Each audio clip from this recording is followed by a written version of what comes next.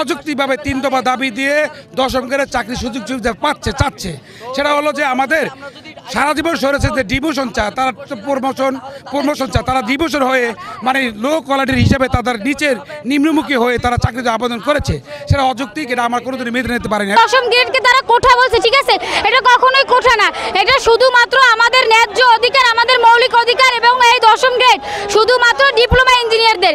আমাদের মূল দাবি হচ্ছে দশম গ্রেড আমাদের অধিকার, এই দশম গ্রেড আমাদের ডিপ্লোমা ইঞ্জিনিয়ারদেরই থাকবে এবং এটা আমাদেরকে রাখতে হবে। এবং ডিগ্রি ইঞ্জিনিয়ারদের যে অযৌক্তিক 3 দফা দাবি, এটা রাষ্ট্রপক্ষ কর্তৃক প্রত্যাখ্যান করতে হবে। এবং আমাদের যে 7 দফা দাবি, এই 7 দফা দাবি অতি শীঘ্রই বাংলার মাটিতে প্রতিষ্ঠিত করতে হবে।